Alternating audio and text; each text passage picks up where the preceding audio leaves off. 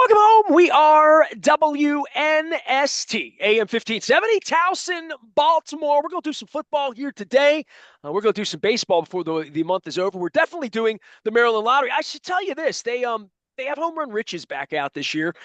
So get involved in that. If you're a baseball person, I will have the Magic 8-Ball scratch-offs to give away at Fadley's on Thursday the 6th. We got some great guests coming by. It's going to be fun. Mark Viviano has threatened to come by and be a washed up media guy and a do-gooder in the world and baseball head. So I'll talk to him on Thursday at Fadley's. And then we're going to be at Pizza John's on the 21st. We're back at Fadley's to start the season when the Red Sox are in town on the 2nd of April. That's a second day. Opening day, I'm too busy out drinking and farting around to have like work or anything like that. But this guy's working 364 days a year. We give him off the day after the Super Bowl, especially when the Super Bowl is a blowout.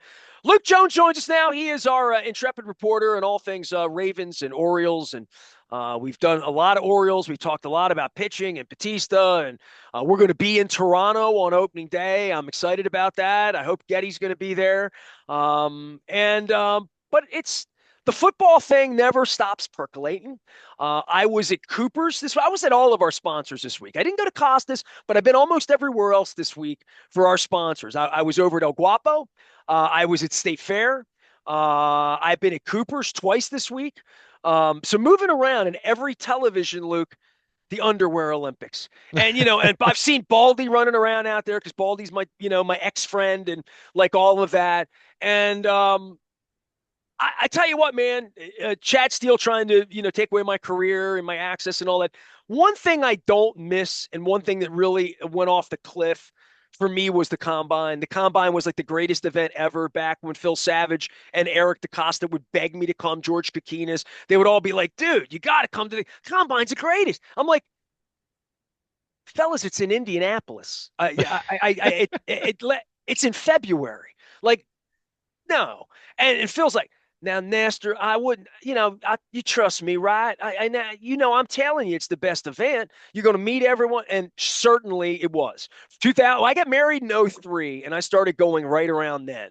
3, 4, 5, 6, Hoosier Dome, Rex Ryan and Rob Ryan and Marvin and Wink Martindale. We're all out eating Shake Shack in the morning, making foot massage jokes about Rex Ryan to his face. It was fun. I don't miss it. And watching it on TV and what the agents, my dude Chad Wiesling missed out on the Led Zeppelin movie with Johnny Allen and I on Sunday in IMAX because he's an agent. He's an NFL agent. And I'm going to get him on. He and I are going to get together socially and talk some rock and roll. But the Combines here, but like you've been to it more than a handful of times.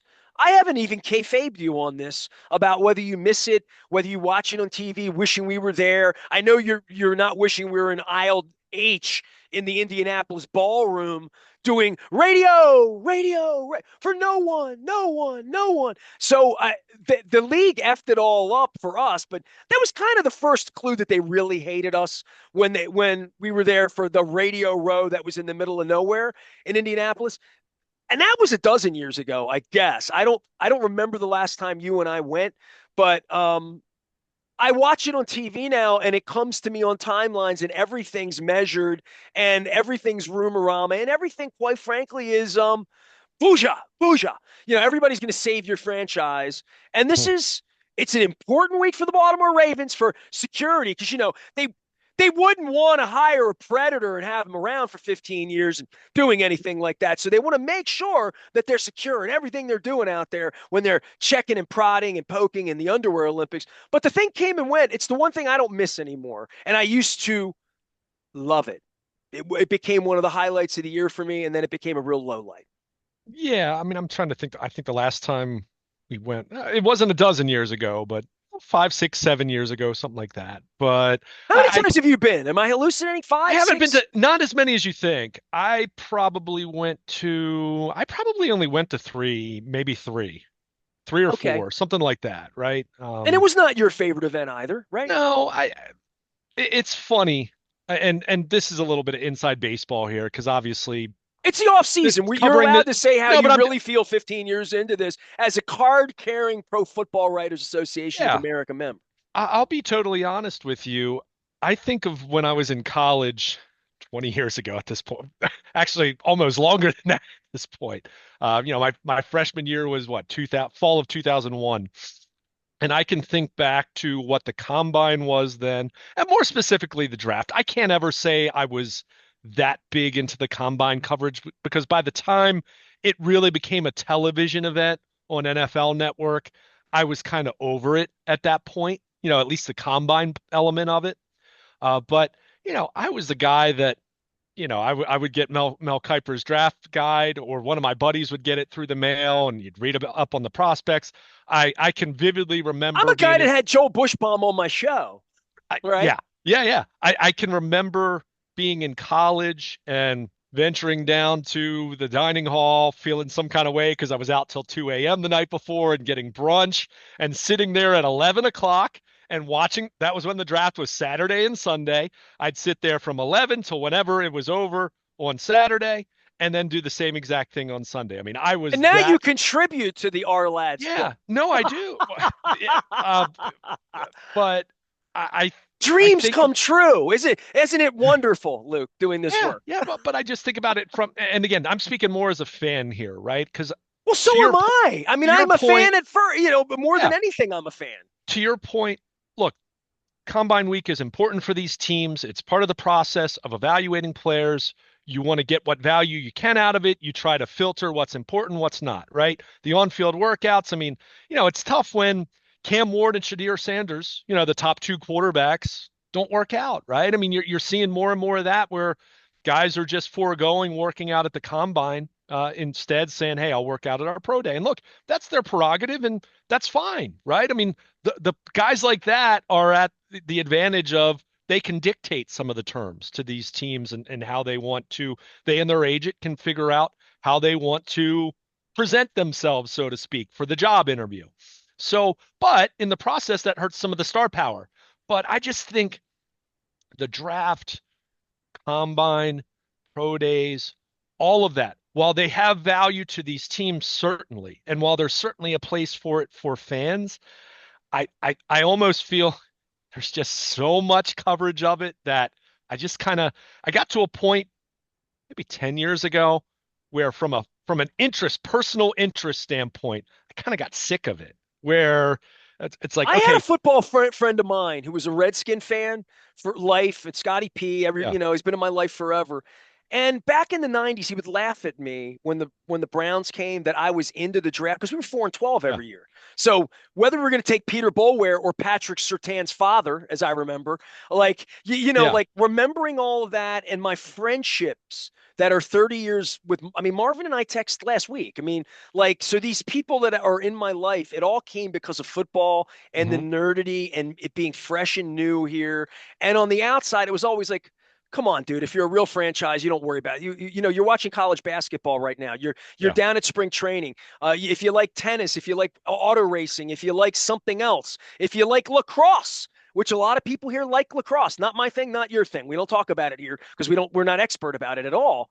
And it is a mile long and an inch short because like nobody can talk lacrosse because if they were, this would be the place they'd be doing it from a sports radio perspective. And what is interesting to people and what is not, I think through all of these years with the NFL, I mean, I remember our draft parties being legendary, like hmm legendary 800 people at the fire hall. We're the originators of the fire hall down near the stadium. We threw the first party there ever. We did an indoor outdoor garden draft. We gave them the concept for those Sunday things before the stadium was even down there.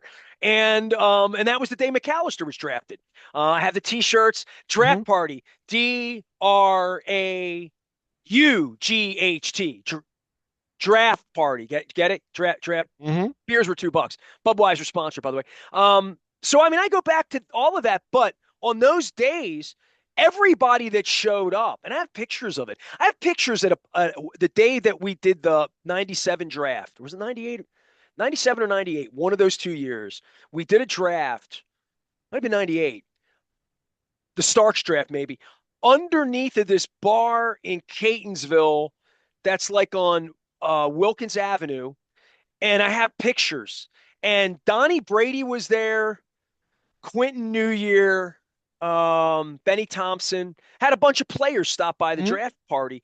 And if you see the picture, every nerd dude that's there has a sporting news book, an Arled's Mhm. book, and like it was a real fun, awesome.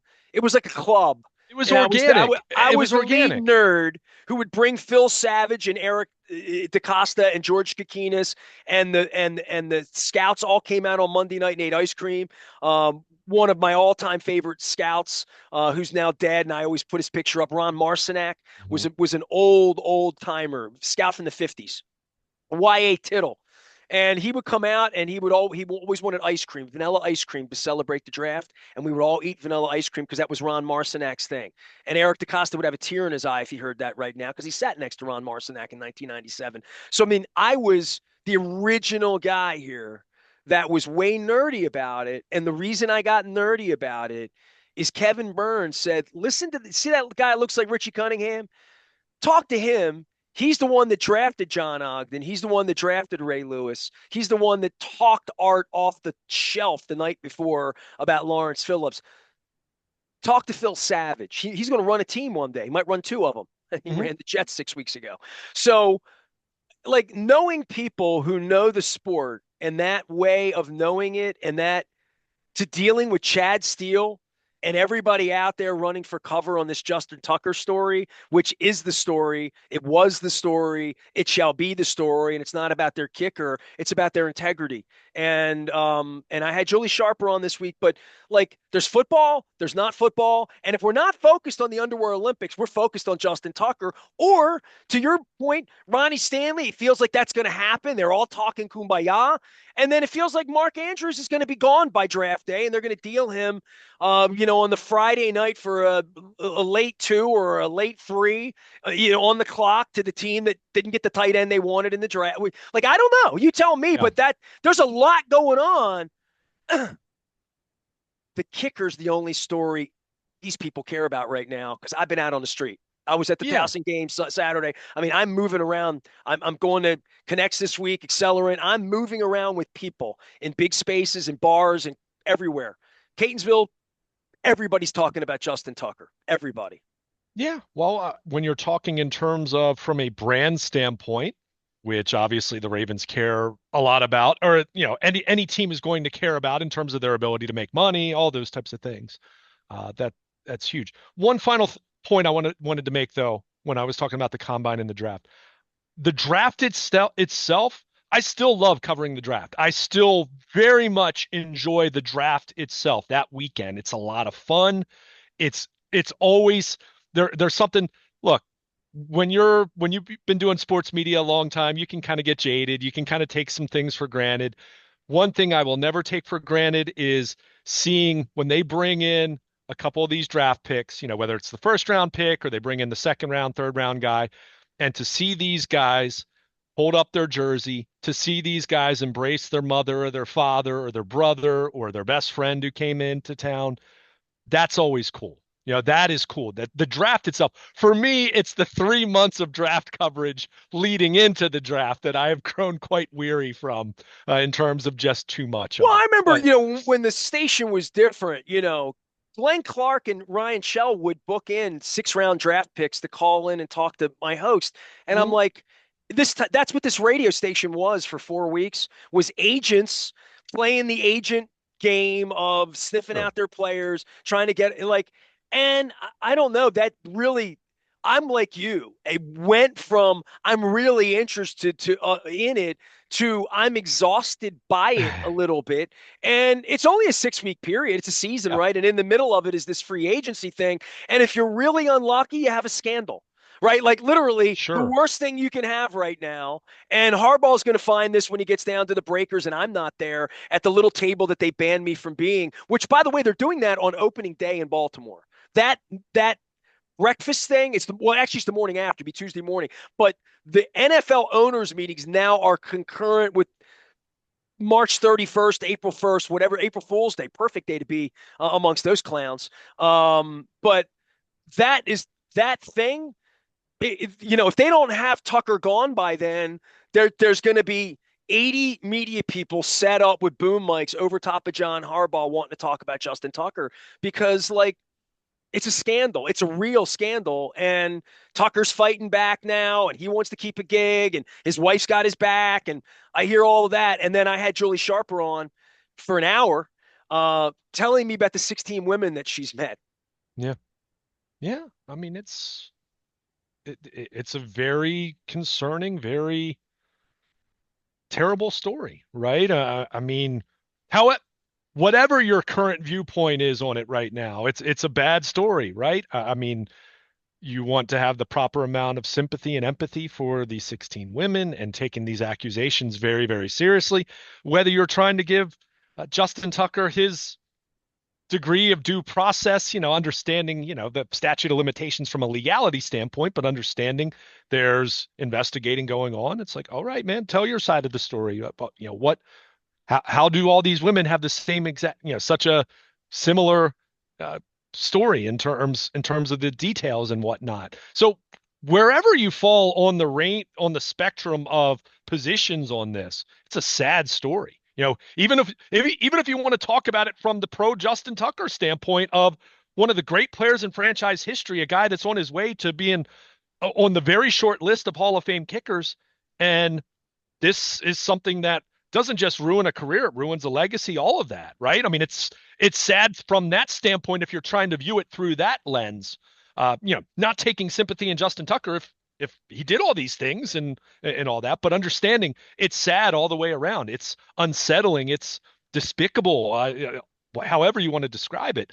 But yeah, it casts a black cloud over your organization at a time where not that things are on fire from an interest standpoint. I mean, 20 million people aren't watching the combine over the weekend in the way that they're watching you play on Christmas Day on Netflix or whatever the number ended up being. But it's still, this is the time of year where you're trying to sell the future and you're selling hope and you're selling excitement, and free agency's right around the corner. The salary cap was just set. You're trying to get a deal done with Ronnie Stanley. What's going to happen with Mark Andrews, right? You go down the list of everything and that we've talked about and will continue to talk about. But when you have something like this, when it's one of your most prominent players, a Ring of Honor player for you, a guy that again is on the short list of kickers who look like, he's, you thought was going to be on his way to the Hall of Fame, assuming he did this for at least a few more years at a high level. And all of that changes, right? And now you view Justin Tucker completely differently. And you have an organization that is says they're going to let this NFL investigation play out. Which, And by the so way, means they're standing by him. for now, right. Or they're saying that and they're going through the process of evaluating kickers and going through the process of evaluating what veteran kickers are going to be available. And maybe they've signed a kicker on the first day of Dude, free if they agency. know he did this, he should have been off the team yesterday. Sure, sure, no So, I mean, question. like, if they know he did this now, and they believe that, then why is he on the team? And that's a legitimate question for Steve Bisciotti, for Eric DeCosta, for John Harbaugh, for anybody. Chad Steele, the people that, really high up in the organization, they make the big decisions there. Sashi, that they have to go out. Their salespeople are on the street. It's all people are talking to me about. In baseball season, it's all people are talking to me about. Towson's winning, and they're playing big games, and they'll play their game on Sunday at noon to have their chance to get to the tournament. First time in a long time that there's that kind of buzz going on for a basketball team here in Baltimore. Long time. I think about Loyola a million years ago and Coppin and Morgan and, just what local basketball has been here. The Towson team's very exciting. And Mhm. I saw it with my eyes Saturday, people coming to it, kids and all of that. But everywhere I went, people were talking to me about Tucker, and they're wearing Oriole hats, not Raven hats this time of year. A little bit of weird thing. The Oriole hats stand out because the white panel. Yeah, you look Yeah. around, you see 8 of them, you're like, people got bird fever. Good, it's March. Maybe they should. Um, but I don't like. I've done scandal here, big time. Too much, too much, too much. I mean, I did Ray Lewis, did Jamal Lewis. Then we went through the whole saga with Rice. I mean, Suggs should have had scandals that somehow weren't scandals here, and they're not scandals at the door of the Hall of Fame. But this is the here and now, and it Hmm. keeps happening. And it's 10 years old. Oh, it's just a few rub downs, it's a few massages. Man, if that's the way they're viewing it, serious and concerning, well, the NFL's doing its investigation, whatever that is. And I found that, and you and I haven't talked at length about this. We talked for a second after the DeCosta and Harbaugh okey doke, and DeCosta said no more questions basically after the fourth question, because four questions is too many when there's been 16 allegations. Um, I would just say for them and standing by or not standing by or where they are, they're I don't think there's national media descending here because what Trump is trying to get away with in our country is disgusting, all the way around. I mean, like when the Ukraine thing's happening, there's not going to be a whole lot of oxygen to investigate what happened 10 years ago with Justin Tucker. But I do wonder how the team, scandal upon scandal, what this has meant to my media pass and access and the way Bishotti behaves after the Ray Rice thing, the way none of them lost their jobs, none of them, none of them. Except Like Ray Rice. Ray Rice, right. Well, and he's employed now and he's back in the honor Well, of but the he honor of a. lost his NFL career. Let's not act like, Ray Rice came out of this smelling like Didn't he get roses. a nasty fine too? Did they take a bunch of his money too? I And I think. I Yeah, like I'm thinking like because they do take people's money too. I mean that even Flacco pointed that out a month ago. It's like 40 grand's 40 grand, dude. No matter how much money you have, when they're fining you um and Tucker's going to get fined too. I think. I mean, wasn't that part of the deal when a couple of years ago when they take checks away from Deshaun Watson? Wasn't there like a $5 million baked in well, fine what that was involved in that? well, whatever your suspension is, I mean, you lose those game checks, when it's disciplinary. So, I mean, Ray Rice, remember, he has initially had what, a 2 game suspension, and I'm looking at it right now. I just pulled it up. This is To your point, it's ESPN's. all eyewash, but it's not when they're taking away their money. But Sure. but what they're trying to do is spank the player or the alleged whoever it is in front of everyone, which is what Trump tried to do last week to Zelensky, right? Like it's to flog the player and saying, tisk, tisk, tisk, we're going to take games away, we're going to take checks away from you. But you're still going to get to play and you're going to come in and you are what you are. And when you come back, you're going to make a $500,000 a week kicking footballs or whatever the number is. And um and life goes on. Life goes on after Kaepernick. Life goes on after Daniel Snyder. And I get all of that. But in the here and now for the franchise, I mean, they're going to play a football game in September. It's going to be a big game. It's going to be a kickoff game. Lamar's going to be healthy, and they're going to be 0-0, and nobody's going to care who the kicker is. I mean, that's the news cycle. It really is. But in the here and now for Tucker and for where the organization is, it's a little bit of a thermometer into the soul of their integrity and into what kind of place are you running out there. And then on top of that, the NFL investigating this is literally its own punchline because if they found anything really heinous, they'd cover it up. They would. I mean, they Mhm. would. That's who they are. Yeah. I mean, I'm not going to sit here and stick up for the NFL. Well, we've seen the track record with these things. I mean, I, you just made the point though, and I think that's what kind of shines through here, good, bad, or indifferent. It will go on, and it will go on continuing to be very popular. And, we've seen that, you mentioned, not just here in Baltimore with things that have happened with the Ravens, on some of these occasions. I mean, league-wide type stuff, or, Kaepernick, right? I mean, Well, different look at things the like that. Chiefs right now. Like as an example, I think of them. Oh, by the way, because we talk about my NFL fandom. I've been getting crazy collecting these belt buckles that from 1971. There's my Kansas City Chiefs belt buckle for you. Hmm. So the Chiefs, they're on top of the world, right? I mean, they lost the Super. I get all that, but like that franchise is so where it is transcendent right now. Andy Reid, Kelsey, Taylor Swift, the whole thing, right? I didn't even mention Mahomes. He's the reason, right? Mahomes. And his father doing this weird thing with John Ross. Like, man, I mean, get it.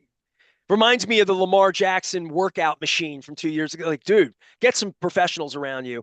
But the Chiefs, dude, they had a player with a gun in a parking lot in like I mean, I was there when they're flying the plane around about Matt Castle crying, Hmm. and Eric Winston. I was at the Eric Winston scrum that is kind of famous on the internet about the fans in Kansas City. That was so 12 years. I mean, we were winning the Super Bowl when that happened, right? Like literally. And 12 years later, it's just boom. We fixed everything. The Hunt family's all good. And, we got Taylor Swift at the game. I mean, the brands. I mean, Eddie DeBartolo almost went to prison like 40 years ago and then the Hall of Fame, and people defend him in the 49ers, and everything's good. Jimmy Haslam will be a hero in Cleveland if they get the quarterback right and they win a Super Bowl 4.5 years from now, which is possible.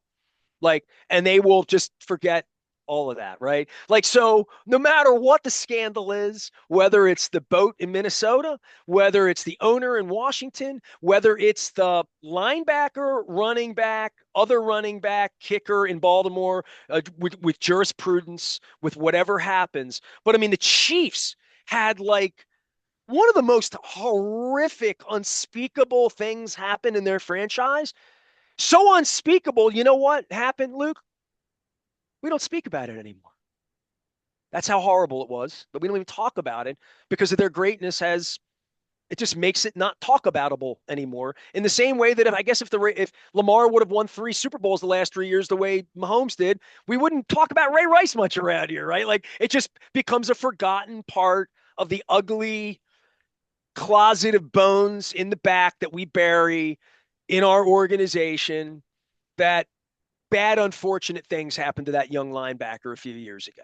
Like it's a shame. It really is. But that's the nature of what the sport is, and it's what makes the sport sustain so well. Is that this meant something very different to the Kansas City people 12 years ago after a player.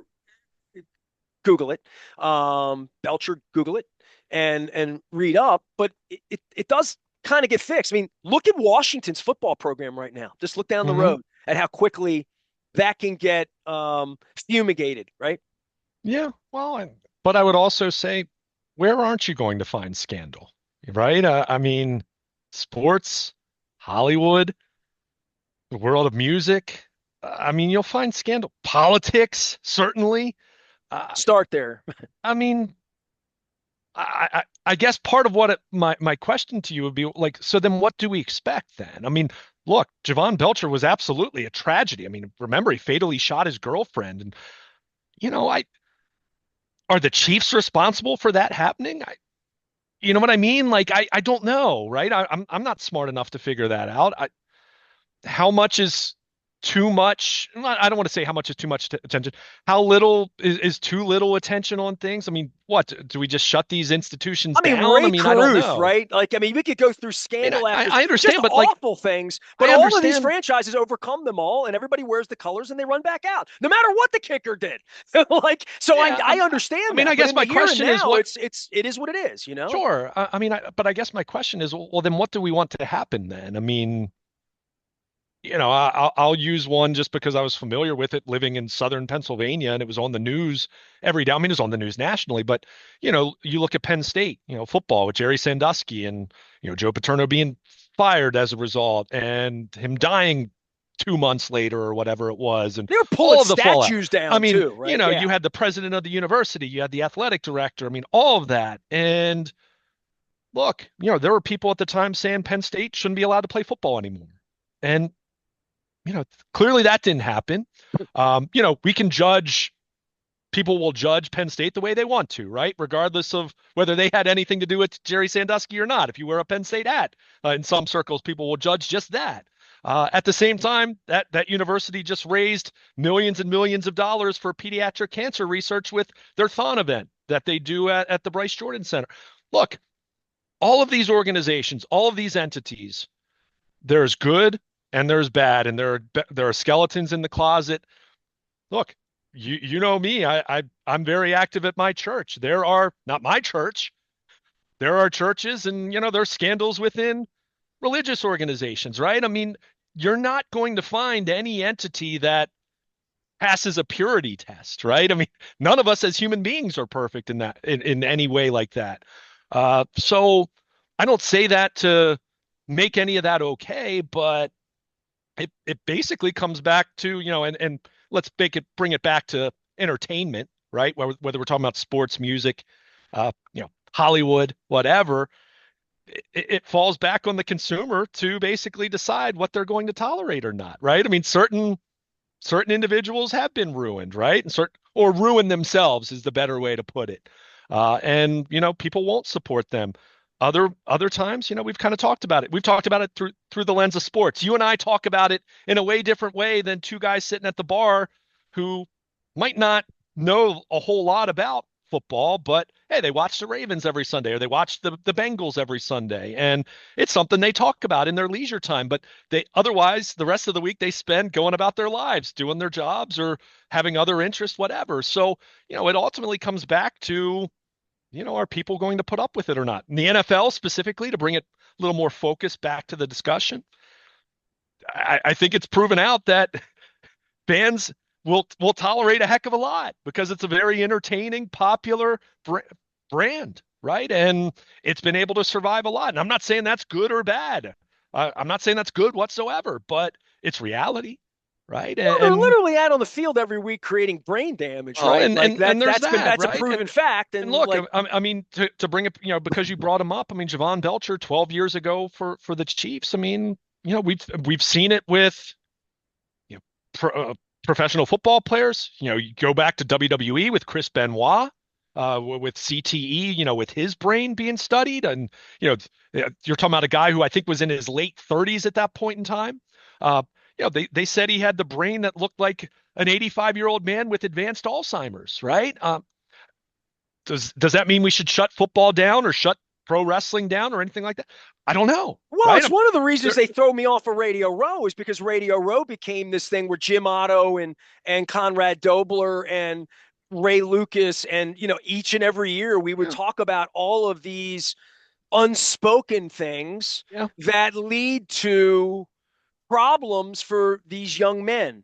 And I think one of the real problems is the arrogance, the ego, and the money and the machismo that goes into it that just bakes into having a different set of rules and so yeah, just all the way around, just a level of true entitlement that sure, I saw with my very eyes, that I witnessed, that I was a part of at various points. That is I don't want to say dangerous. It can be dangerous.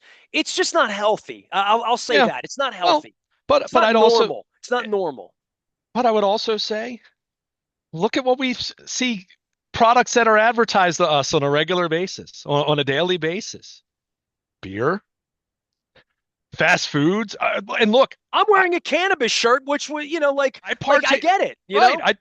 But my point is, I mean, these all can be downfalls to society or downfalls to individuals. I mean, So can so pizza if you eat too much of it. right, You're wearing a Pizza John's exactly. hat. So that believe me, I hear what you're saying, and I am not trying to make light of anything with Justin Tucker or any of these scandals we can talk about in any walk of life.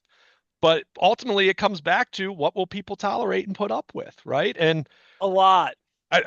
yeah, I was just gonna say A lot. it's a commentary on us as Racist people. owners, just whatever it is, the owners getting Well, after and cheerleaders, just all the way around. I mean, There's a lot we'll tolerate. Not just and tolerate. I mean, I look at Trump getting elected and saying that's really that style is popular with people. The well, and bully thing and it's not. a lot of it also has to go back to how accomplished or how good you are, right? I mean, if Justin Tucker were a second year kicker who no one had heard of, and there was a whiff of this, he'd be gone immediately. In the same way that you and I haven't spent more than 90 seconds talking about Ben Cleveland, who was popped for DUI in Georgia, at twice the legal limit. Talk about the endangerment there of that situation. We haven't talked about it because he's a backup player. He's going to be a free agent. He's going to be gone. And And he look, didn't kill anybody that night, he could have.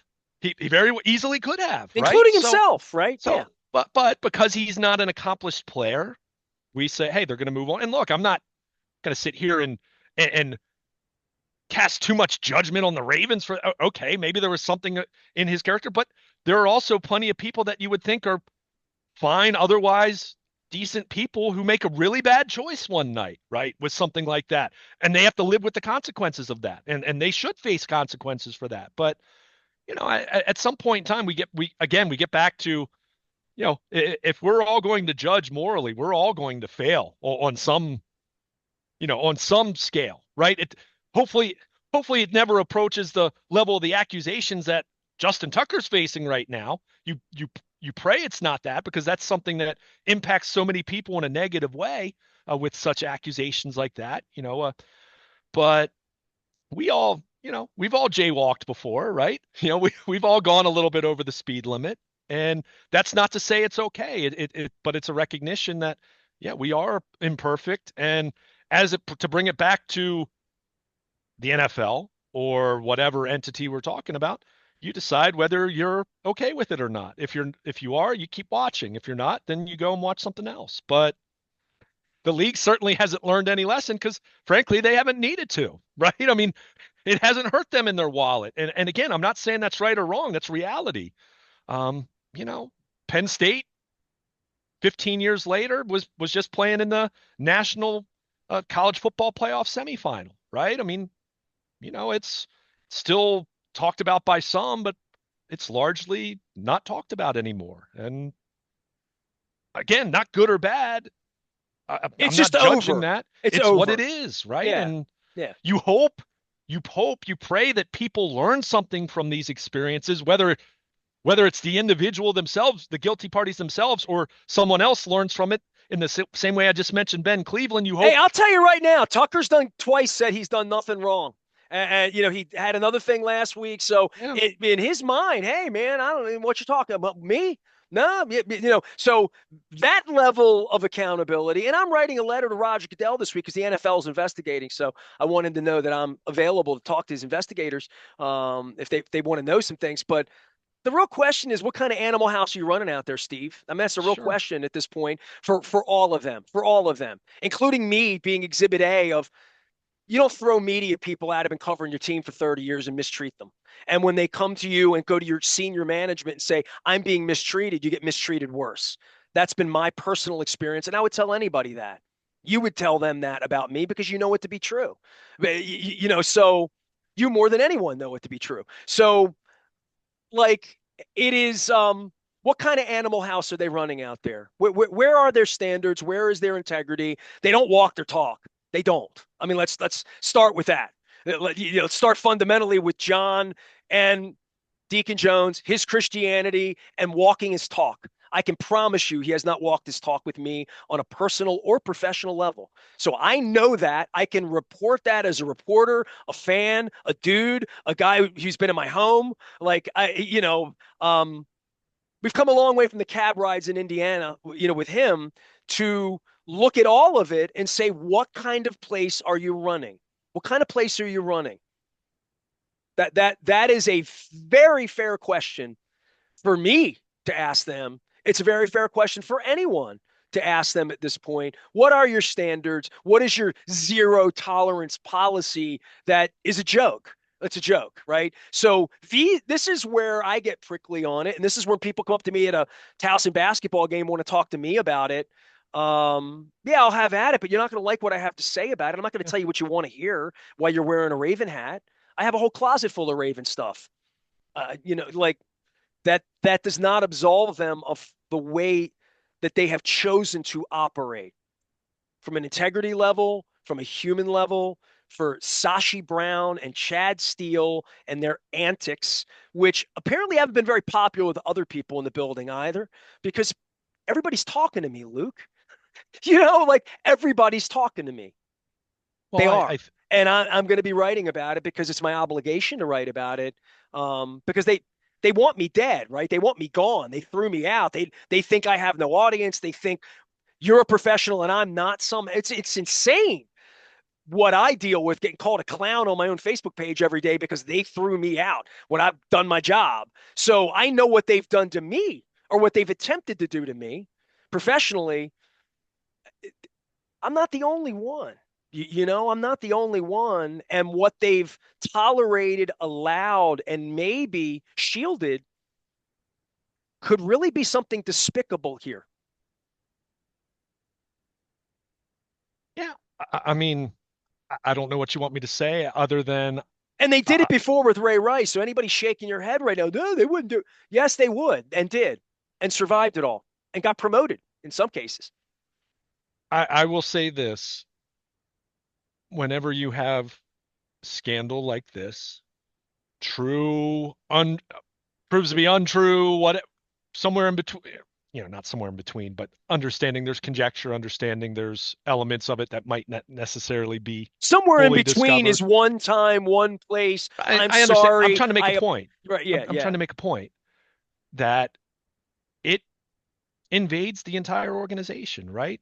Look, everything you just said, the Ravens have a lot of good people that work in their organization, and I absolutely will vouch for that. I know things that they do privately, even for people that are in my world, right? There are good people that work in the organization, but when things like this happen, it impacts everybody, right? It impacts everyone in the way that, a decade ago with Ray Rice, how do you think, in the way that that was handled and mishandled, I'm sure not, I'm sure I know, you know, women that worked within the organization were bothered by that.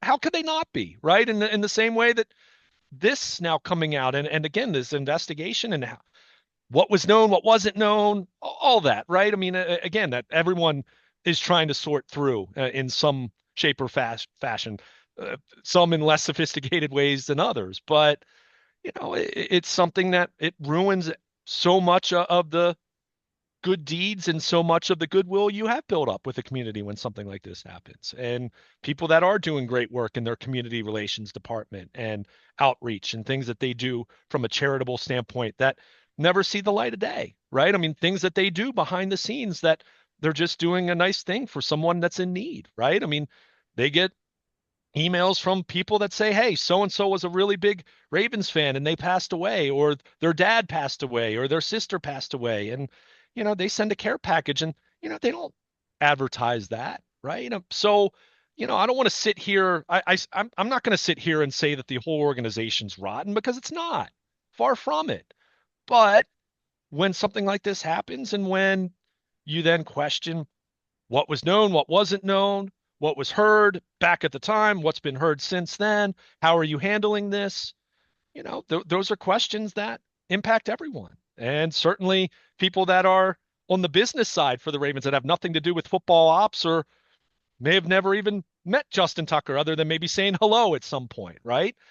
They're dealing with the fallout of this right now. So, again, a lot of what you say, what you're saying here, I'm not going to sit here and say it's untrue or anything like that. I'm not going to sit here and defend anyone because I don't know what happened and I don't know exactly what they might have known, but it begs a lot of questions. And at this point, as we're sitting here for the NFL to conduct some semblance of an investigation and understanding how that's gone in other circumstances around the league over the years, it doesn't inspire a great degree of confidence and faith of it being a thorough, complete, truly independent process. And when you don't have those elements, it casts doubt and it casts all kinds of questions as far as whether this is going to ultimately be dealt with appropriately or not. In the same way that Ray Rice was going to have a 2-game suspension until TMZ dropped a bomb the 24 hours after the season opener and changed